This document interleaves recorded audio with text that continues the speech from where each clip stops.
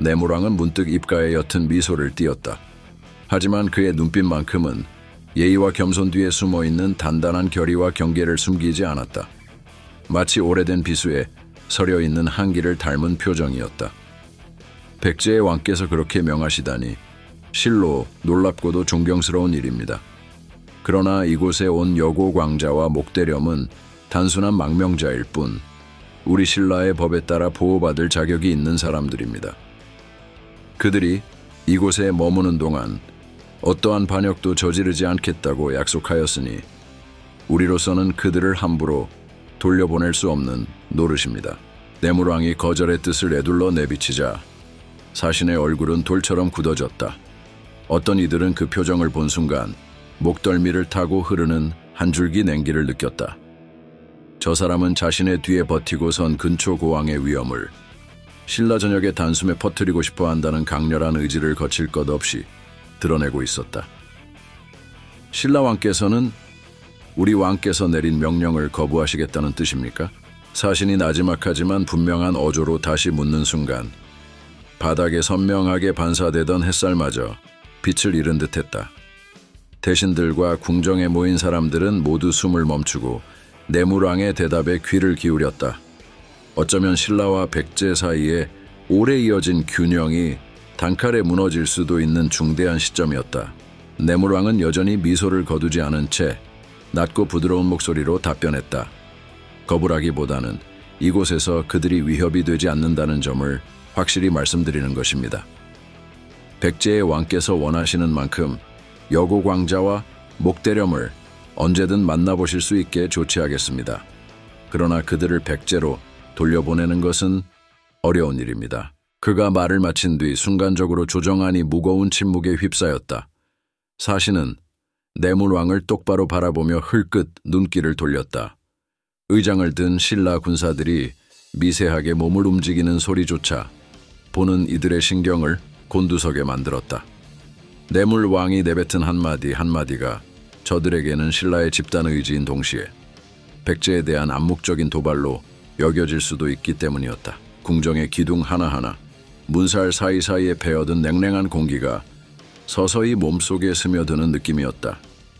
이곳에 누구도 함부로 입을 뗄 수 없었다. 백제 사신은 윗사람 앞에서 동의를 구하기보다 당장 답을 받아가야 하는 처지였기에 더더욱 입가에 미소를 머금을 여유가 없었다. 그러나 내무왕은 마치 모든 상황이 예상이라도 되었다는 듯 차분한 얼굴로 조용히 자리에서 일어섰다. 옅은 미소를 띤 그의 입술 옆에는 굳은 결의가 서려 있었다. 그는 사신에게 다가가 부드럽게 목소리를 낮추었다. 사신님, 길고 먼 여정이 고되실 텐데 오늘은 부디 편히 쉬시고 내일 다시 논의해봅시다.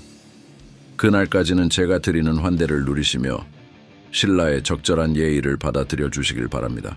그 말의 사신은 무엇인가 또 말하고 싶었으나 내무왕의 태도에서 더 이상의 대화는 무의미하다는 사실을 깨달았다. 잠자코 고개를 숙였지만 그 눈빛만은 싸늘하게 번득이고 있었다. 기회가 된다면 단칼에 이 문제를 베어내겠다는 강렬한 기색이 역력했다. 그렇게 조정의 분위기는 얼어붙은 쇠덩이처럼 무겁게 가라앉았다. 내물왕과 사신 사이에 감도는 불길한 긴장감은 마치 폭풍 전야의 잔잔한 바다와도 같았다. 언제든 소용돌이가 일어날 수 있는 위험한 시점이었다. 그리고 그 얼어붙은 공기는 밖으로 새어나가 신라 백성들의 가슴 속에도 묵직한 공포를 심어주기 시작했다.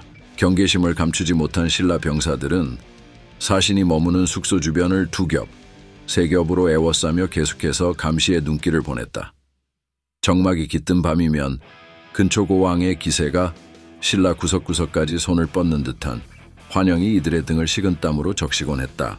동시에 이 모든 상황을 숨죽여 지켜보던 여고광자와 목대렴, 그리고 그들을 따르는 백성들은 자신들의 목이 백제군의 칼날 아래 놓여 있다는 사실을 더욱 선명히 인식했다.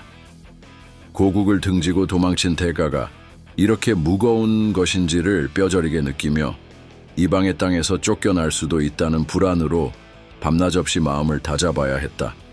어쩌면 다음 날 아침 조정에서 신라의 태도가 조금이라도 달라진다면 그날로 신레에서 쫓겨나 백제 군사의 창칼 앞에 서야 할지도 몰랐다.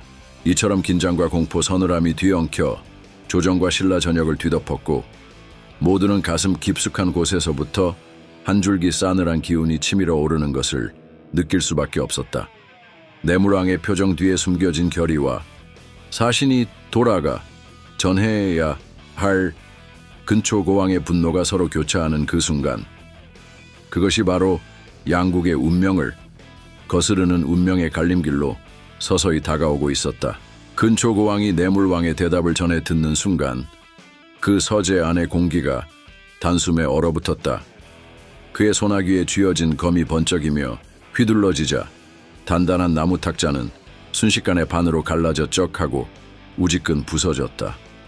신하들은 황급히 뒤로 몸을 물리며 왕의 분노로부터 스스로를 보호하려 애썼다. 그러나 이미 그들의 귓께는 근초고왕의 살기 어린 목소리가 날카롭게 스쳐가고 있었다. 신라가 나를 우습게 보는군. 그 낮고도 서늘한 목소리는 칼끝처럼 사람들의 심장을 내리찍었다. 어쩌면 이 서재 안 전체가 그 분노 속에 희생될지 모른다는 두려움이 신하들의 얼굴에 어렸다. 근초고왕의 살벌한 눈빛은 검광이 번뜩일 때마다 피비린내 나는 광기를 서서히 띠고 있었다. 신라 따위가 감히 나와 백제의 권위를 무시한단 말인가. 그 한마디가 떨어지자 서재 안을 메우던 신하들과 병사들은 모두 입술을 굳게 다물었다. 이미 왕의 분노는 거스를 수 없는 파도가 되어 그들의 목 언저리를 위태롭게 휘돌고 있었다. 애써 침묵으로 왕의 노기를 피하고자 하지만 왕이 토해내는 분노와 냉기는 조금의 방심도 허용하지 않았다. 근초고왕은 가파른 숨소리를 누그러뜨리듯 방 안을 천천히 걸어다니며 생각에 잠겼다. 고구려와의 분쟁이 언제 터질지 모르는 미묘한 상황에서 섣불리 신라를 대대적으로 공격할 수 없다는 사실이 그를 더욱 압박했다. 그러나 그렇다고 해서 여고광자와 목대렴을 신라가 계속 숨기도록 내버려 둘 수도 없었다. 이 복잡한 상황이 그의 분노에 기름을 붓듯 서재 안에는 살벌한 기운이 더욱 짙게 깔렸다. 신라가 여곡과 목대렴을 숨기며 우리를 시험하려 한다면 왕의 음성은 갈라진 탁자처럼 금이 간 날을 세웠다. 나 또한 그들에게 응징을 가해주마. 지금 당장 대대적인 군사 행동을 할 수 없다면 우선 그들의 목을 가져오도록 해야겠지. 그때 막고해와 태자 휘수가 재빨리 불려 들어왔다. 그들 역시 눈앞에 갈라진 탁자와 번뜩이는 칼을 목격하고 왕의 내부에 맹렬히 타오르는 분노를 온몸으로 느끼고 있었다. 막고해와 휘수는 조심스럽게 무릎을 반쯤 굽힌 채 근초고왕의 지시를 기다렸다. 신라가 우리를 시험하고 있다. 근초고왕은 이 악문 목소리로 말을 이었다. 그들은 우리가 고구려와의 분쟁을 앞두고 있어 쉽게 군사를 동원할 수 없다는 사실을 알고 있다. 휘수는 굳은 표정으로 고개를 끄덕였다. 그렇다면 우리가 군사를 직접 보내지 못하더라도 다른 방법으로 신라를 압박해야 합니다. 왕은 그의 말을 듣고서 입꼬리를 살짝 올렸다. 그런 웃음 뒤에는 차갑고 서늘한 의도가 숨겨져 있었다. 맞다. 군사를 동원하지 못하더라도 그들의 목을 가져오면 된다. 내가 직접 군사를 보내지 않더라도 신라 내에 우리를 지지하는 자들을 레르스를 활용할 수 있을 것이다. 그들이 여고광자와 목대렴의 목을 치고 내게 바치게 하여 신라에게 내 분노를 보여주어라. 근초고왕의 마지막 말이 차에 끝나기도 전에 막고에는 고개를 숙이며 가슴이 저릿해지는 긴장감을 느꼈다. 그 눈앞에 갈라진 나무 탁자가 모든 것을 말해주고 있었다. 왕이 이미 이성을 벗어난 분노의 세계로 들어섰음을, 그리고 그 격분이 언제 어떤 식으로 폭발할지 알 수 없음을 경고해주고 있었다. 신뢰 남아있는 우리 첩자들과 지지자들을 이용하겠습니다. 막고에는 말끝이 떨리지 않도록 애를 쓰며 답했다. 그들이 여고광자와 목대렴의 목을 치도록 하여 왕께 바치겠습니다. 근초고왕은 살짝 비틀린 미소를 지었다. 그 표정에는 이미 잔혹한 결단이 서려 있었다. 좋다. 나는 백제의 왕이다. 내가 어떤 명령을 내리든 그것은 반드시 이루어질 것이다. 내 분노를 맛보지 못하고 끝나는 자는 없다. 이 순간 서재 안의 공기는 말 그대로 얼어붙었다. 왕의 손에서 번뜩이는 검과 쩍 갈라진 탁자의 파편 위로 먼지가 희미하게 흩날렸다. 신하들은 감히 숨을 크게 내쉴 엄두도 못 낸 채 그 자리를 빨리 벗어나고 싶은 마음으로 몸을 떨었다. 단 한 걸음만 잘못 내디뎌도 왕의 칼날 아래 목숨을 잃을 수 있다는 사실을 모두가 깨닫고 있었기 때문이었다. 왕의 명령이 떨어진 뒤 막고해와 휘수는 이미 머릿속으로 신라 내의 첩자와 지지 세력을 떠올리며 이 칼날 같은 명령을 어떻게 실현할지 계산하기 시작했다. 왕이 요구한 것은 절대적이었다. 신라가 직접 내놓지 않으면 우리가 직접 끄집어낸다. 이 살벌한 의도가 곧 피비린내로 이어질 것임을 두 사람은 잘 알고 있었다. 그렇게 도성의 한 서재 안에서 근초 고왕의 노여움은 새로운 방향으로 치닫고 있었다. 군사를 직접 동원하지 않아도 배신자와 역모를 꿈꾸는 자들의 목을 가져오는 데에 있어서는 어떤 방법도 불사할 것이었다. 밖에서는 한낮에 햇살이 퍼지고 있었지만 이 안에는 햇빛 한 점 없이 칼날같이 날선 긴장감과 분노가 끝없이 뒤엉켜 있었다. 곧 백제의 비밀스러운 힘이 신라 땅에서 어둠 속을 타고 흘러가 여고 광자와 목대렴의 목숨을 겨누게 될 것이었다. 한 걸음씩 움직여가는 근초고왕의 분노는 결코 쉽게 잠들지 않을 것이며 그 항의는 머지않아 신라의 땅에 섰을 퍼런 그림자를 들이우게 될 터였다. 근초고왕의 비밀스러운 명령이 내려진 직후 신라 각지에서는 보이지 않는 그림자들이 물결치듯 움직이기 시작했다. 백제에서 파견된 첩자들은 관문을 넘나드는 상인으로 가장하기도 했고 외딴 곳을 순회하는 사원 혹은 약초꾼의 행사액을 하기도 했다. 겉보기에는 평범한 일꾼처럼 보였지만 그들이 내딛는 발걸음마다 신라 내부의 불안은 서서히 증폭되고 있었다. 이들은 무엇보다 신라 구석구석에 분산된 여고광자와 목대렴의 위치를 찾아내는 데 집중했다. 근초 고왕의 음성은 직접 들리진 않았지만 그의 명령이 지닌 묵직한 힘은 첩자들의 모든 행동을 관통하고 있었다. 반드시 그들을 제거하라. 실패는 허용치 않는다. 라는 함축된 지령이 첩자들에게 무언의 압박으로 작용했다. 밤이 되면 신라의 골목골목이 더 깊은 어둠에 잠겼다. 그 어둠 속에서 백제 첩자들은 맹수처럼 눈을 빛내며 은밀히 움직였다. 오래된 허름한 창고에 모여 지도를 펼쳐놓고 여고 광자와 목대렴이 머무는 신라 육부의 위치를 표시했다. 차가운 등잔불 아래 서로의 얼굴을 똑바로 보지 않은 채 최소한의 말만 주고받았다. 혹여나 누군가가 적의 스파이가 되어 자신들의 계획을 백일에 드러낼까 두려웠기 때문이다. 신라군의 병력 배치나 방어 체계를 알아내기 위해 낮에는 공손한 태도로 마을을 돌아다니며 지나가는 행인들에게 이야기를 걸었다. 누구는 술에 약한 사람을 찾아 술집에서 정보를 얻어내려 했고 또 누구는 금품으로 신라의 하급 관리들을 매수했다. 스쳐 지나가는 대화 속에 섞여 있는 작은 정보조차 놓치지 않고 모으려 애썼다. 이따금씩 신라 병사들과 눈이 마주칠 때면 첩자들의 가슴은 얼음장처럼 차갑게 굳었다. 혹시나 의심받지는 않았을까? 순간적인 긴장감이 목덜미를 움켜쥐었다. 하지만 그들은 노련했다. 물건을 고르는 신용을 하거나 길 잃은 행세를 하며 낯선 이방인으로서 태연히 웃어 보였다. 그런 작은 행위 하나에 생사가 갈리는 상황임을 모두가 잘 알고 있었다. 여고광자와 목대렴 그리고 그들을 따르는 백성들은 현재 신라가 제공한 보호 아래에 있었다. 그러나 근초고왕의 지시 앞에서는 그 어떤 보호도 완벽하지 않았다. 여고광자의 거처 주변에는 낮에도 정적과 긴장감이 감돌았다. 신라군이 경계를 서고 있음에도 불구하고 왠지 모를 불길함이 문틈 사이로 스며들었다. 목대렴은 상대적으로 신라 외곽 지역에 배치되어 있었다. 물길과 산길이 복잡한 그 불악에 살며 조용히 농사를 짓는 척했으나 그의 곁에서도 수상한 움직임이 끊이지 않았다.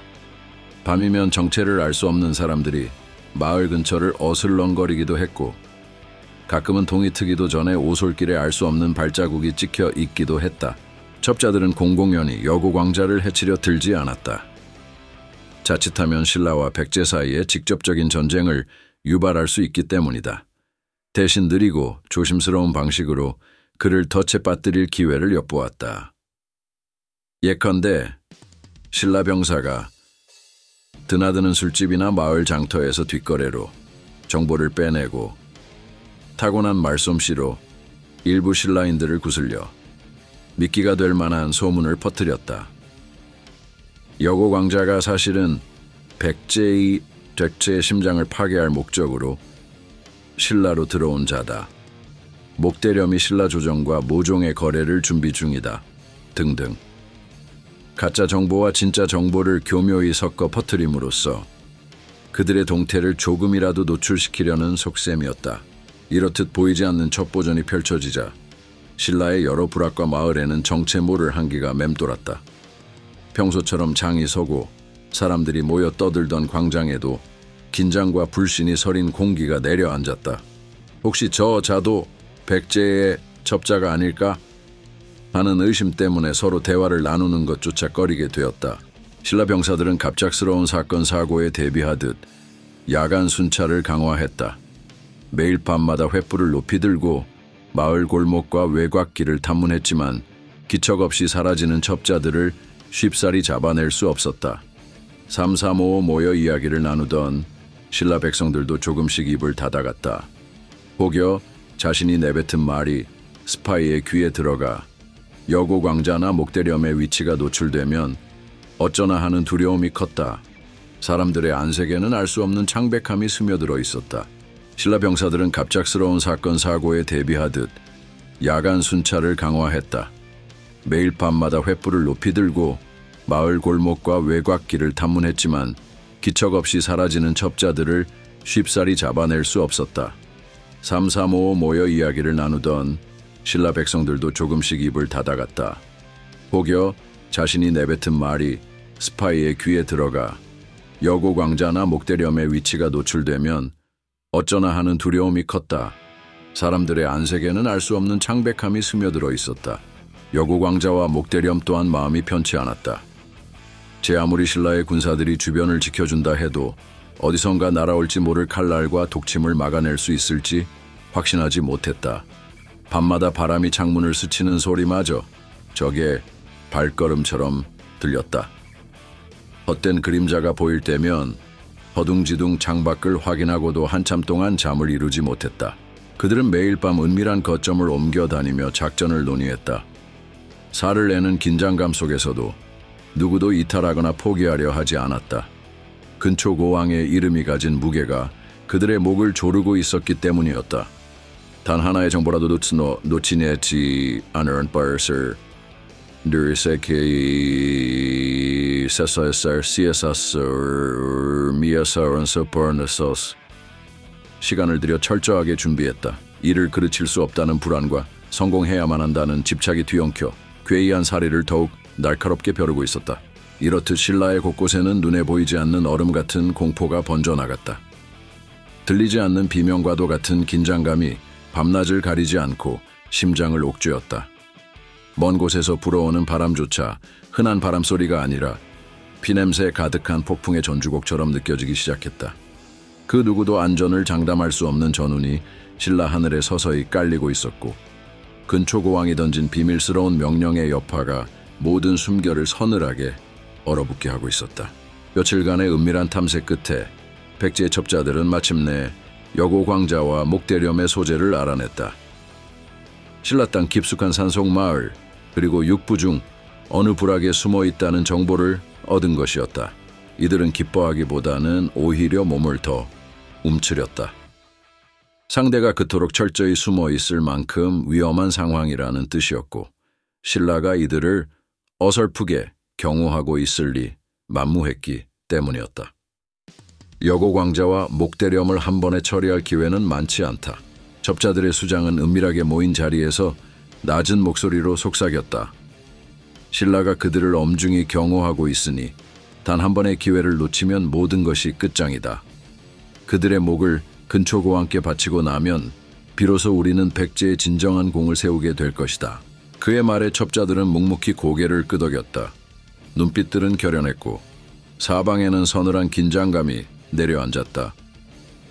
실패할 경우 기다릴 형벌을 생각하면 여고광자의 목을 따지 못했을 때 자신들이 감당해야 할 분노가 더욱 두려웠다. 근초고왕의 분노나 뇌물왕의 손에 죽는 것이나 어느 쪽도 피바람임에는 다를 바 없었으나 어차피 살아 돌아가려면 이번 임무를 반드시 성공시켜야만 했다. 첩자들은 잠시라도 경계가 느슨해지는 틈을 노렸다. 신라 내부에서 작은 소란을 일으키는 방식으로 병사들을 다른 곳으로 끌어내는 등 교묘한 술책을 동원했다. 그 밤 달도 흐릿하게 가려져 있었고 바람은 한층 차가워 삭풍의 기운을 몰고 왔다. 칼집에 꽂힌 단검과 활에는 이미 차디찬 살기가 서려 있었다. 지금이다. 산속 마을을 포위한 첩자 중 한 사람이 낮게 신호를 보내자 어둠 속에서 4~5명의 그림자가 바람처럼 움직였다. 손에는 단검이 번뜩였고 일부는 활시위를 당긴 채 기회를 엿보고 있었다. 그들은 여고광자가 머문다 하는 집을 향해 조심스럽게 접근했고 또 다른 팀은 목대렴이 있다는 곳으로 향했다. 바람에 나뭇가지들이 스치는 소리 외에는 들리지 않던 고요한 밤. 그 고요는 곧 지옥 같은 비명으로 바뀔 준비가 되어 있었다. 첩자들의 심장 박동이 최대치로 치달으며 이제 곧 단칼에 여고광자의 목을 베어낼 수 있으리라 확신했다. 이제다! 갑작스럽게 방문이 거칠게 열렸다. 한 첩자가 전광석화 같은 동작으로 방 안에 뛰어들며 날카로운 칼끝을 겨눴다. 그러나 그 순간 기다렸다는 듯 방 안 곳곳에서 신라 병사들이 벌떡 일어나더니 첩자들을 사방에서 포위했다. 놈들이 나타났다. 포위하라. 신라 병사들의 고함 소리가 마을 전체를 뒤흔들었다. 첩자들은 재빨리 검을 휘둘렀지만 신라 병사들은 이미 대비를 마친 채 공격을 쏟아부었다. 여기저기서 철갑이 부딪히고 검날이 스치는 소리가 시린 밤 공기를 가르며 울려 퍼졌다. 순간의 기습은 철저하게 실패로 돌아갔다. 신라 병사들은 밀려 들어오는 첩자들을 단숨에 제압했고 서슬퍼런 창끝과 튼튼한 밧줄이 손목과 발목을 꽁꽁 묶었다. 우릴 어떻게? 첩자들은 당혹스러움에 목소리가 갈라졌다. 그들이 전혀 예상치 못한 일이었다. 신라가 미리 정보를 입수했는지 혹은 뇌물왕의 감이 뛰어났는지 방 안에 잠복한 병사들은 겉보기엔 단 한 명도 없어 보였으나 이미 덫을 치고 있었다. 첩자들은 탈출하려고 몸부림쳤지만 곧바로 제압당하고 만다. 목대렴이 숨어있다는 장소로 향한 첩자들의 운명 역시 다르지 않았다. 그들이 숲으로 들어가 은밀하게 접근을 시도하던 찰나 사방에 숨어있던 신라 병사들이 일제히 불을 밝혀 들고 나왔다. 달빛조차 가려진 어둠 속에서 깜빡이는 횃불과 램프의 불빛이 첩자들의 위태로운 표정을 적나라하게 드러냈다. 저기 있다. 단숨에 포위하라. 신라군의 함성이 울려 퍼지자 첩자들은 활로 저항하려 했지만 이미 때는 늦었다. 시퍼런 창과 방패가 앞장서고 뒤이어 무수한 병력이 밀려 들어왔다. 첩자들은 겨우 몸을 돌려 도망치려 했지만 사방에서 올가미를 던져 받아내며 단숨에 이들을 묶어버렸다. 목대렴의 그림자도 못 봤는데 한 첩자가 이를 악물었지만 입에서 터져 나오는 것은 분노의 신음뿐이었다. 그렇게 백제에서 파견된 첩자들은 신뢰 잠입한 지 얼마 안 되어 역습을 당했고 아무런 성과도 없이 완전히 포박당했다.